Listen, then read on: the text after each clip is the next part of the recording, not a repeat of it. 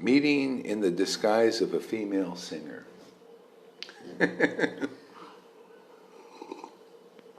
One day Sri Radhika is pouting in such a greatly proud mood that Sri Hari could do nothing at all to pacify her.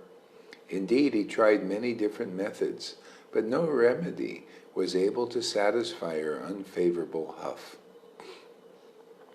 One day Sri Radhika is pouting in such a greatly proud mood that Sri Hari could do nothing at all to pacify her.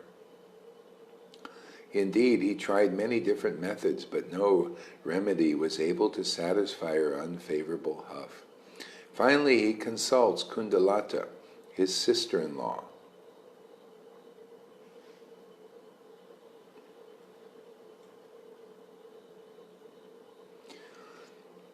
Together they dress him up with clothing and ornaments of a beautiful young girl. Then he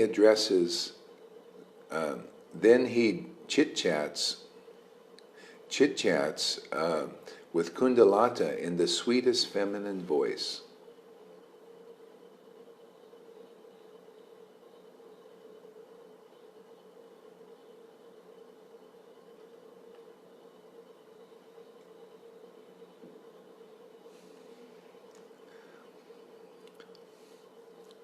Which puts to shame that of a cuckoo and gradually approaches the home of Jatila.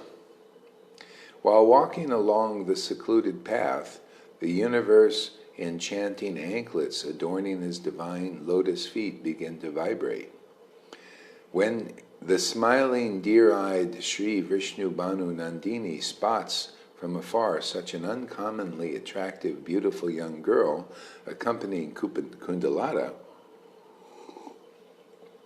then her mind becomes most mystified and charmed with fascination. When all the other Sakis behold the rarely seen, super excellent, astonishing beauty of the girl, they also become stunned with sheer amazement. Okay? That was actually Lord Chaitanya's devotees when he was here. They would see this guy, and they didn't know who it was, but they felt wonderful with this scene, Lord Chaitanya, when he was acting as a proud scholar. They didn't know what it was, but they really just liked hanging with him. Murari would be, if he was touched by Lord Chaitanya, he would feel, the exhilaration run through his body, just being around him. Or hear his voice, and he'd be speaking about logic and all kinds of stuff. They just, everything he did, they liked, and they didn't know why, because he didn't act like a Vaishnava with the tilak and all that stuff, the signs.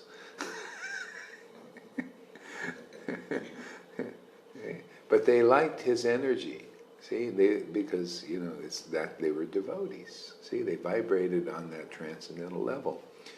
And even though externally he was disguised, just like Krishna took the disguise of a female, still, Radharani can say, this is something about him. I really like him. See? This is why even you go out and you just act like a devotee. If you've got the spiritual potency, you go out there and chant the name, and you'll see people go like this. Right?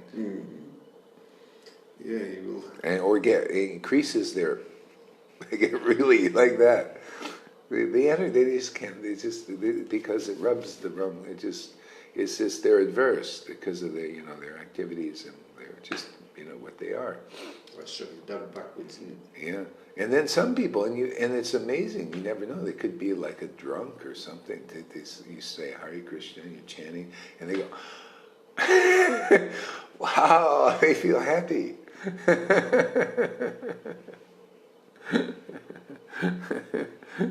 That's the way the potency works, Yeah. And I remember I go in Mayapur, Mayapur, can you imagine Mayapur, man, right through the temple grounds. And I see the same thing. I don't see any difference when I go down here. Same thing. I go around and I see these guys with a nice tilak and perfect dhoti and orange, and some are going like this. And some go, no difference. That's what you're rubbing. You don't know what you're rubbing shoulders with till you meet a real devotee who has the divine potency. Okay? That's when you get close there, then you can see what's going on in this world. You see who's who. And then you become to understand these subtle principles. You see, oh, look at polarizing, you know. Isn't that what Jesus did? He polarized, right? That's why we know, that's why Prabhupada, he said this guy was, he was sent by God. Okay? Prabhupada did the same thing, you know. He polarized. His godbrothers were polarized, a lot of it. When he started, he was sort of okay, but he was a rotten grihasta, rotting away in household life. See, by physical designation. And these are the people they say as good as, him and all that. You see by designation, you see, oh, he's just rotting away. You can't see the transcendental symptoms of a real Vaishnava. Some could, but you have to be able to. He was in the household life. Eh? And then as soon as he started to open his mouth, write his books, preach, then the polarization happened. You see who's who, and wherever they are, it doesn't matter in the religion and with the tilak, they all come out what they are. It brings out what people really are. They're the reaper, man. See? The devotee empowered in this world is the reaper. And he's sometimes a grim reaper. What do you think the grim reaper, grim? That's because that's the people he's reaping. Then they begin to reap, their activities start to come out. Their condemnation, they start to criticize and all that. See, they give you a preview of what's going to happen when you die. When you die, it's the same thing. You start, when you're faced with a real Vaishnava, because it's all revealed, then you either what you are, you either blaspheme them, even though before you were looking like one, or you're purified here. See, and you delight in the words of a Vaishnava.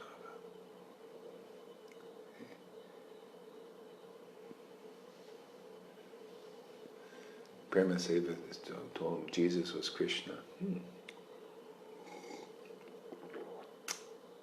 Yes and no. See, the Lord says, I manifest as Krishna. You see, chapter 1, Adi Lila, I manifest as these various aspects, all Him. I manifest as Krishna, as plenary portions. That could be like Vishnu or something. I don't know, something. I forgot what it is, but anyway, he has these different things. He kind of looks a little different, or he manifests his personal expansions as himself. He looks the same exactly, like the married 16,000 wives. Or he appears as the spiritual potency, or as the devotee, or as a bona fide guru. So where does it say he has to have a certain kind of designation? See? So Jesus could be, and I think he's more like some kind of a plenary portion, something. Very powerful. Because look, 2,000 years later, look what's going on, man. Yeah.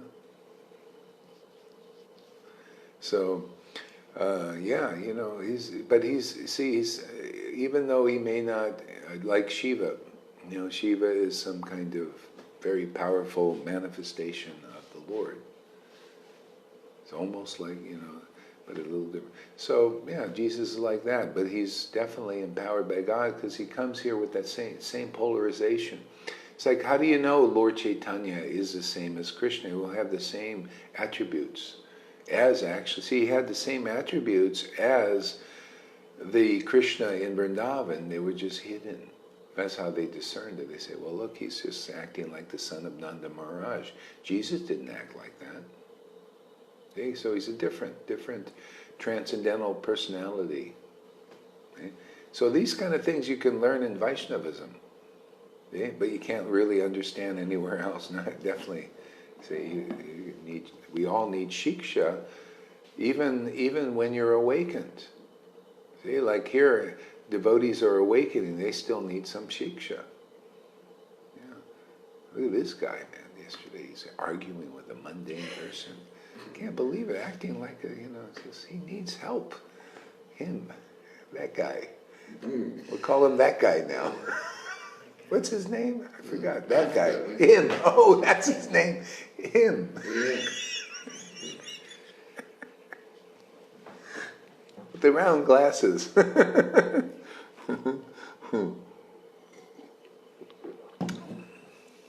Him has spoken. Him has spoken.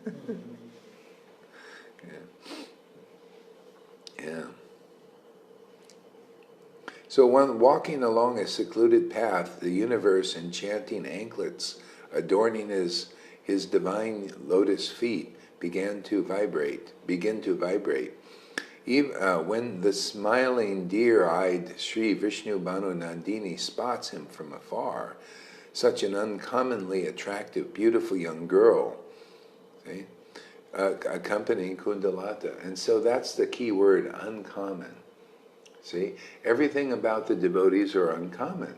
They have uncommon ecstatic love, uncommon conclusive truth. See? Just like, isn't Srimad Bhagavatam uncommon, Bhagavad-Gita uncommon, especially written by a devotee? Uncommon. See? Well, the devotees are uncommon. They have uncommon also. The uncommon, like the book. The book is very conclusive, right? Unless you're not conclusive yourself, then you speculate on it and mess everything up. Make a mess. See? So the devotees are uncommon in their Krishna conscious realization. See? Uncommon. It's not common. There are a lot of common, there are a lot of common gurus, right? Common. Yeah, they all kind of look the same. They kind of, have the same, they probably study each other and say, well, this is kind of how we do it, let's get conformed in alignment. This is kind of how we do it. We put the tilak, we put our uniform on, and we go out and prance around the stage, looking important. I don't know, some stuff. See, but that's not uncommon, is it? Of all those sannyasis and gurus who was uncommon was Gaur Govinda. Wasn't he uncommon? You study that. You listen to a class. Nobody gives a class like him. See? Because he's ecstatic. You could see he's got ecstasy. Very unique.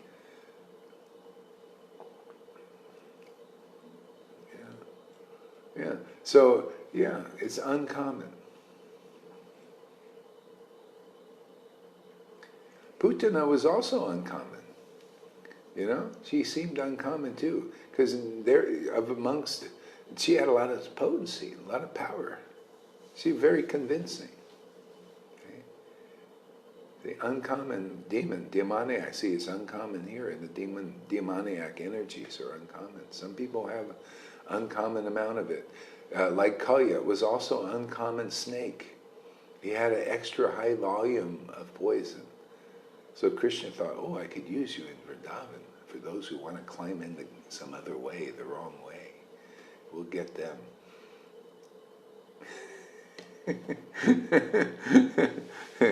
Hey man, in Vaishnavism we have some of those there. I won't need to mention any names. You get bitten there, you don't usually get out for your whole life. You just and die in it.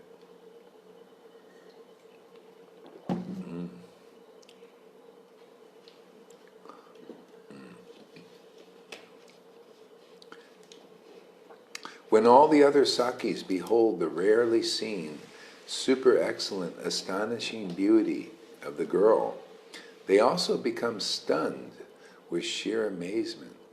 When all the other Sakis behold the rarely seen, super excellent, astonishing beauty of the girl. Yeah. Yeah.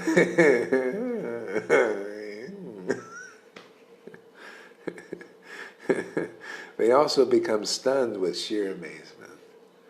Srimati Radharani then speaks very jubilantly to Kundalata. Okay? That's one of the symptoms of connection with Krishna. jubilation, the joy of the Lord, they call it. See? Only if you get the mercy of a Vaishnava can you really get that joy of the Lord, the pure joy. Those who actually are inoffensive and the imitators, they don't feel that joy. People left here, they're like, oh, I don't like joyful, I don't want to associate. And then they go and the imitation comes out. Yeah.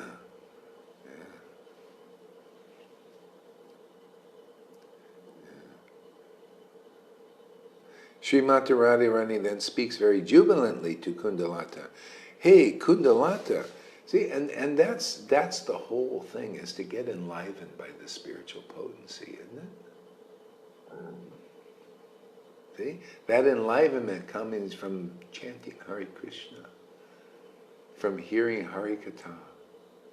You know, I haven't been listening back on my classes, you know, and so I thought, well, let me listen back on this one I did yesterday, and because I was kind of a little bit of effort I had to put in there. I was this music in the background, and it was, you know, and all this going. I just did it anyway. I just kept going as far as I can go, and I listened back on that, and I felt enlightened. Man, that was so good.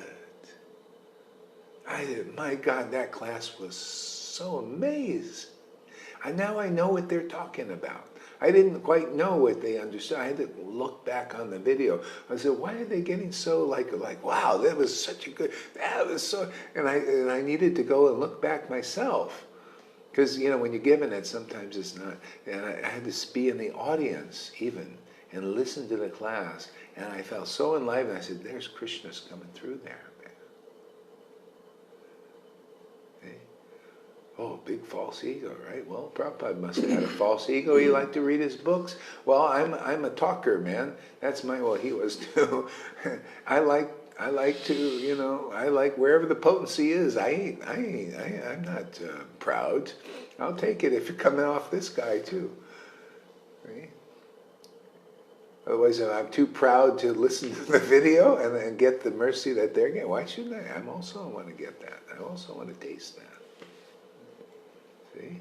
Charity begins at home. See, there's a divine selfishness.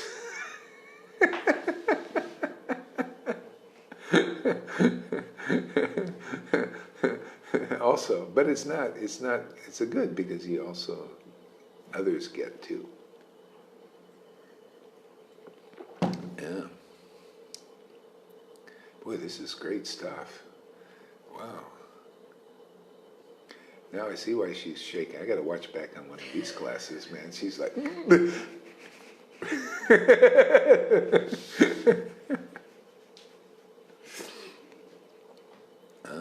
hey Kundalata, come, tell me, why have you suddenly arrived at this unusual time of evening?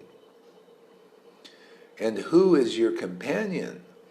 This beautiful young girl, where has she come from? And what is her name? Kindly tell me everything. Kundalata, hey Radhe, her name is Kalavali, the artful maiden. She heard all about your divine holy name, your divine qualities, and your glorious fame. And she has now come from Mathura just to have your darshan. Her singing and musical abilities are so highly developed that she can conquer even celestial songs of Brihaspati. What more can I say? You should now hear her sing yourself, and thus become a witness of her incredible artistry. Sri Radha says, from whom has she learned such knowledge of singing? Kundalata, she has learned singing from Brihaspati, the guru of Indra, the king of the demigods. Sri Radha, how was it that she had the chance to meet him? Kundalata, once Brihaspati came down from the heavenly planets to attend the sacrificial assembly of Agrasa, something Muni, Agrasa, Agirasa Muni, and other Brahmins in Mathura. At that time he stayed in Mathura for 1 month. Being received and honored with great respect, by all the citizens during that stay, he once sang a celestial song in the midst of the sacrificial assembly.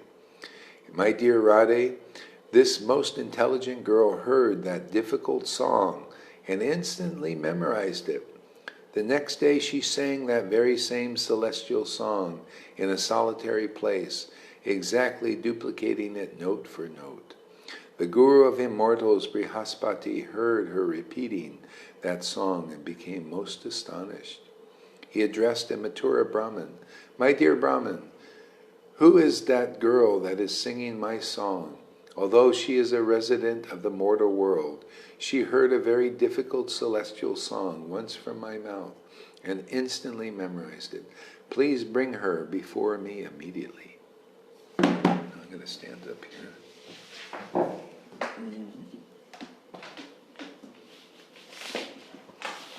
That's all right. Just don't do it. Just leave it. Okay. So put this here.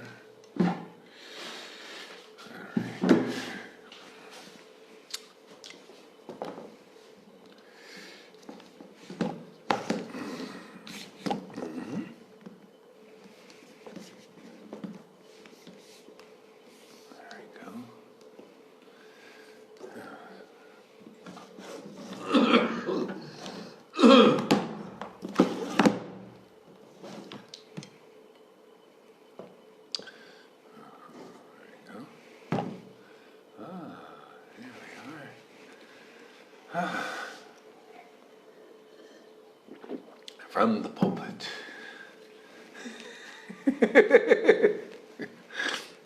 The Pope from the pulpit. What happened here? Here we go.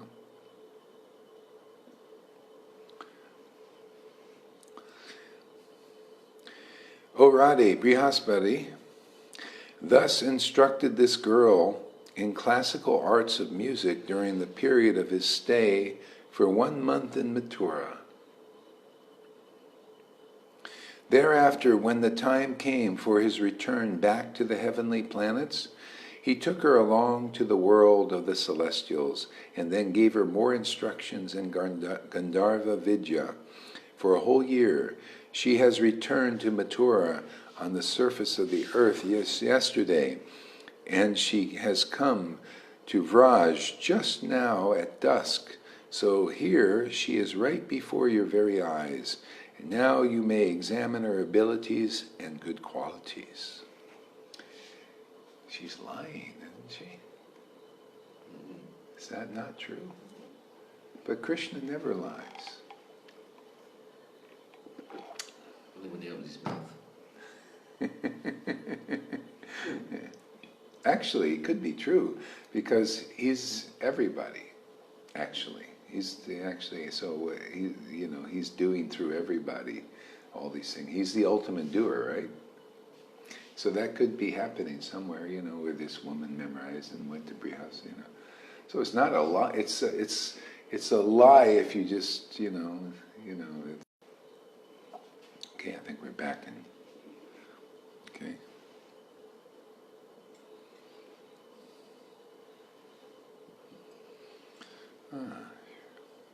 O Radhe, Brihaspati thus instructed this girl in celestial, classical arts of music to Vraj just now at dusk. So she is right. Okay, all right, I think I got the internet thing. Let's...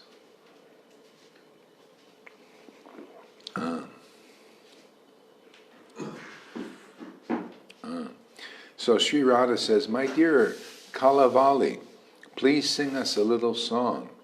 Kalavali says, Vrindavanashwari, which raga shall I sing?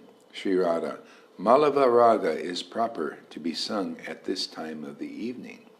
Kalavali, O lovely faced one, which key and pitch shall I sing in? Please order me. Sri Radha says,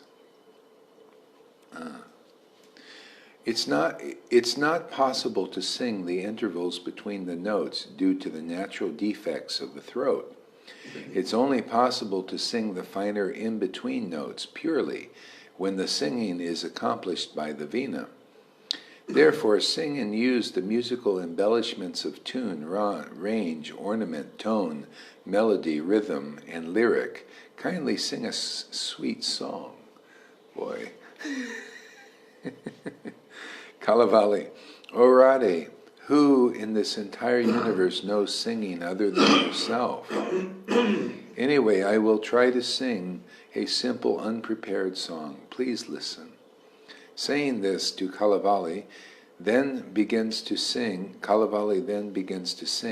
Tana na na tata na na na, in a beautiful voice, which simply puts to shame the sweet notes of the peacocks and the bees.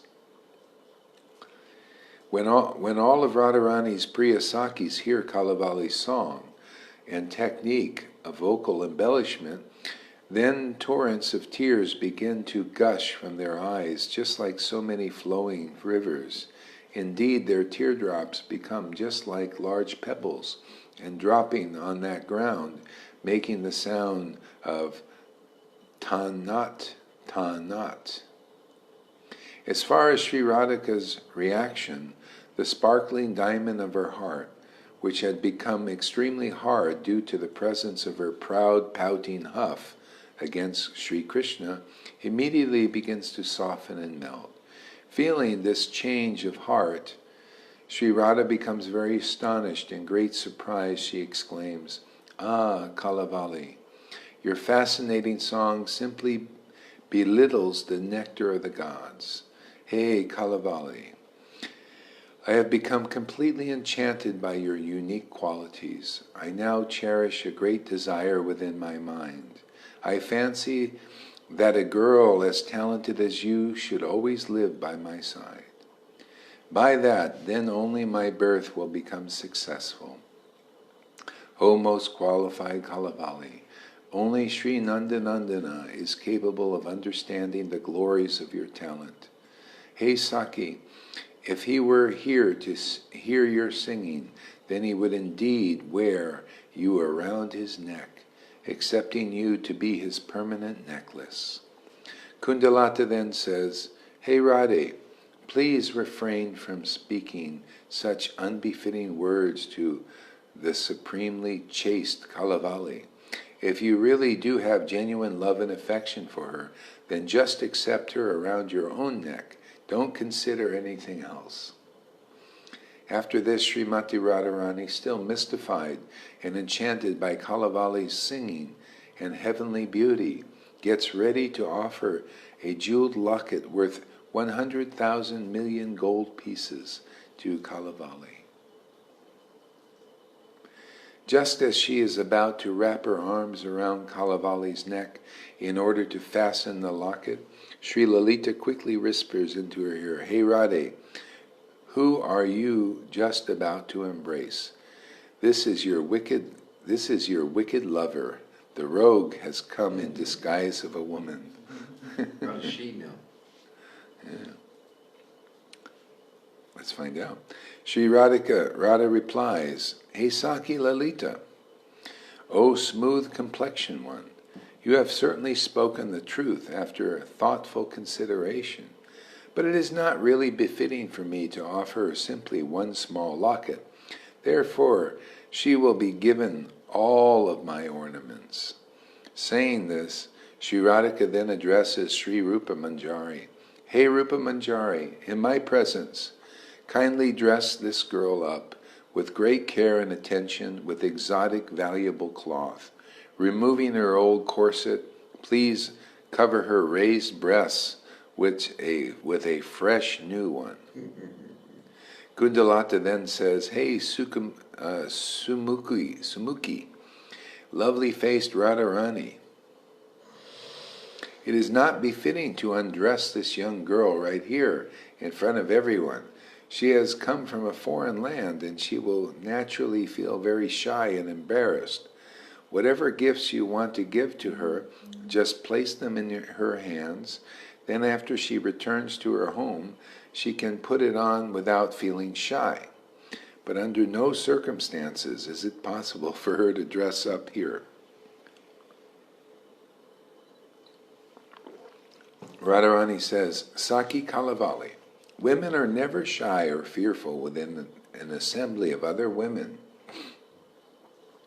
This is indeed well known throughout the lands. O Saki, my dear friend, not following the easy path of blissful happiness, why are you deliberately placing the thorn-like obstacle of shy hesitation in this way? Kalavali says, Hey Radhe, I will not accept a single necklace, cloth, or ornament from you. Hey, simple innocent girl, am I not the daughter of the well-to-do singer? If you really are pleased with me, then just step close and give me a warm hug, and I will be satisfied with that. I tell you truly that other than a loving embrace, I have no hankering at all for any type of riches. Sri Radhika says, Hey Saki, my dear friend, why are you being so difficult? Just put on these clothes and ornaments nicely without any complaint. If you are not pleased to do so, then we will forcibly help you to put them on.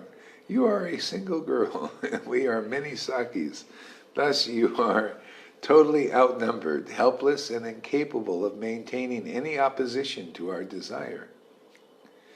Just keep this in mind, O simple girl. Saying this, Srimati Radharani then orders her girlfriends, Hey, assembly of Sakis, in the presence of everyone, help this young girl to change her bodice. Hearing this order, the two Sakis immediately step forward and untie the back and shoulder knots that held on the bodice, worn by Kalavali, disguised Krishna. The very second it loosened, the two very large Kadamba flowers suddenly pop out and fall from Krishna's chest onto the floor. Radharani asks, Hey Dasis, what was that fell down from her bodice? Sri Rupa Manjari and other Dasis simply clap their hands, begin to giggle and laugh in reply. It is obvious to everyone that Sri Krishna was holding the two large Kadamba flowers on his chest as false breasts. Yet as soon as those flowers fell onto the floor, he pretends to act like an embarrassed girl and shyly covers his moon-like face with his veil. Due to the sheer buffoonery displayed by this outrageously mischievous prank of their Nagara, everyone present tries to cover their faces with their veils in order to check the big smiles that arose. But still, no one was able to prevent the forceful explanations of loud laughing and giggling that results. Sri Radhika then turns her back on Krishna and staggers over to her asana. All the Sakis, seeing this ridiculous condition of Krishna, also turn their backs while laughing and laughing. Sri Radha begins to laugh even louder, while trying harder and harder to keep from making any sound. Then Sri Krishna and Kundalata also began cracking up in hysterical laughter. Thus, within that very room, the hasya ras, or the transcendental mellow, the most comical joking mood, becomes obviously present in the personified form, and verily attains the post as the most luscious object of taste for about 3 hours continuously.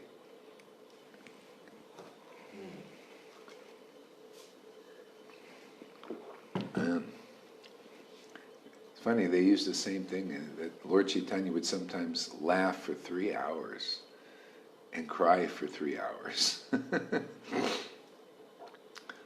Yeah. Thereafter, the Sakis began to speak jokingly, addressing the two Kadamba flowers. Hey, big pair of Kadamba flowers, on the surface of this earth, you are so fortunate. This is because, in spite of your natural tendency to be freed from any kind of cheating propensity, you have somehow taken shelter of this rascal cheater, and you have thus been employed as accomplices to this bogus fraud. You are just innocent flowers of a tree. you know absolutely nothing of cunning, shrewd behavior. See, isn't that funny? Here, again, in Vrindavan, there's cheating going on, lying, imitation, all these things. See? That's why they're here in the shadow. See, people pretending to be, what they aren't. See? Cheating, lying, cheating, all this stuff is going on in a lila, and it's very beautiful, very purifying. Here, it's just bewildering, and it takes you more into that lila. See? Whereas this takes you deeper into this lila. That's the whole idea of hearing and chanting every day so regularly, taking us deeper into this lila, and that's why you get pulled out of that lila, and you can see you get out from under it. See, instead of absorbed in it. That's why so much intense hearing and chanting. Okay? Gets you absorbed in this lila. See, and there's all kinds of... So you don't have to worry about losing it. You can be, the cheating thing is going on there, and the lying, and all these things that people would love to do, but they can't do because there's karma here. Get the punishment, the rasa of punishment. See, Krishna's getting punished. He's getting laughed at and all that. He's, all these things are there. Shame is there. Everything you see here, that's not a good thing. See, you come out from under it and go into this lila. See, that's where we're headed, man. Into this. That's why they wrote these pastimes. Otherwise, how will we make anything? They had to be written by empowered personalities. Their word is what brings us in the door of Vrindavan. Without their word, without them coming here, there would be no possibility for us to attain Vrindavan. It's by their word, man. By their word. See? Okay? And by their word has to be, you have to hear that word, man. That's why these devotees have to be sent that are, there. You don't hear it, you don't get the word where you feel the enlivenment. That's, the whole point is you're supposed to hear the Hare Krishna mantra chanted by a person who realizes Krishna. You got to hear the sound vibration. How does that... See, the problem is, we got people, devotees, imitating those, I'll chant on your beads and all that stuff, but they don't have the transcendental sound vibration, so you're being cheated. Person's impersonating that way. See, so the result is not there. That's why you see people stay on the Vaidhi platform. Okay? So we're teaching Shuddha Bhakti here, Shuddha Bhakti principles. Okay? It's all in the book, right? You got to patiently hear all these things. Yeah.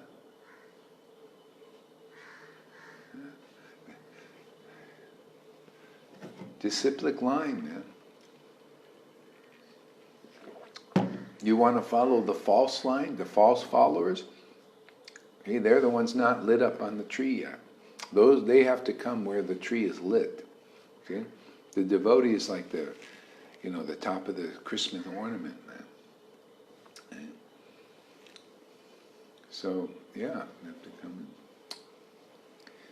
Yeah. Ooh, what happened here? Oh, there we go.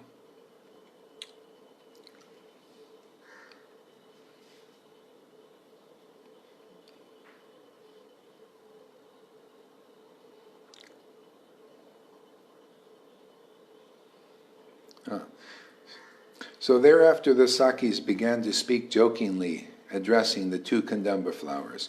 Hey, big pair of Kandamba flowers, on the surface of this earth you too are so fortunate.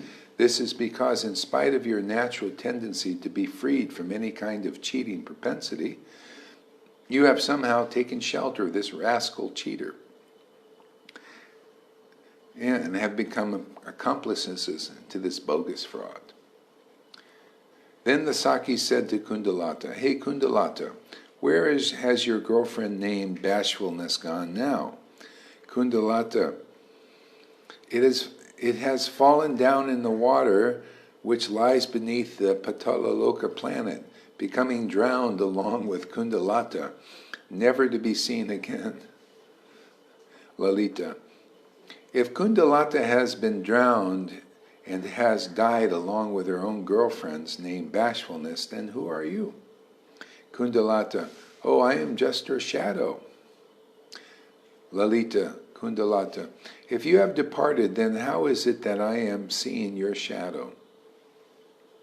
Kundalata, I have no power to answer this question. May the goddess of speech again and again dance appropriately on all your tongues. Lalita, hey Kundalata, your tongue has never had any connection with false statements due to your having the good association. Need to go? Oh. No, I'm not. Oh, you're all right. Okay.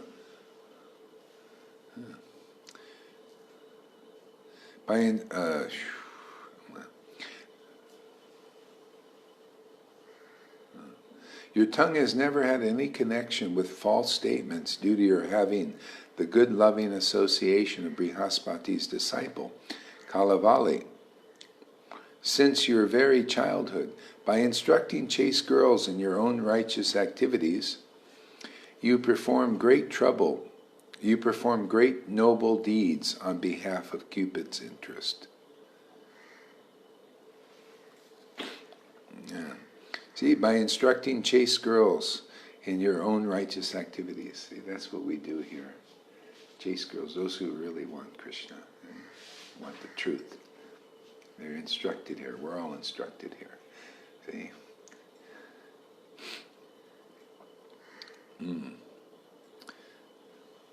This is a munificent glory of yours is indeed fulfilled today, but instead of agonizing pain and frustration, has become evident. O most intelligent Saki Kundalata, today you have proudly come from afar to enter the marketplace of our assembly of Sakis, just to sell the knowledge you have invented by many different techniques and earned from your Sri Guru. But alas, alas, you were not able to sell your knowledge in the marketplace at all, but instead you have somehow become the butt of jokes and laughter. Oh, you certainly must have left home at an inauspicious moment. Sri Krishna suddenly cuts in. Hey Lalita, if I am able to fulfill my desire of selling my knowledge in this marketplace, then you have to give me your bodhis. If not, then I will give you mine. This is my wager. Lalita says, can dried up flowers ever bud into fresh sprouts? When the life has left someone's body, can any endeavor on anyone's part bring it back again? Will anyone continue to worship a proud and arrogant person even after the real truth about his nature is exposed?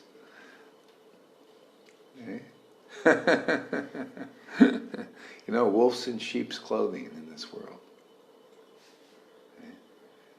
Proud, arrogant. There's often this thing of this looking like really humble. They're wolves and sheep. Inside, they're proud and arrogant. Okay? And Devananda Pandit, proud and arrogant, he seemed humble to the world. Okay? But when the spiritual potency is here, the arrogance, what's under everything, it comes out. Yeah. Hey, that's the secret of purification too. You see that happens here. Devotees, you get enlivened by the energy that comes inside, and then it forces out all this other stuff. Okay? So it's just, I noticed that when I first started teaching, all this ecstatic bhakti would be coming in and just forcing out all this crap. And we start, after all this, divine connection, all of a sudden, then after that, everybody's arguing and just fighting and there's all kinds of stuff coming out.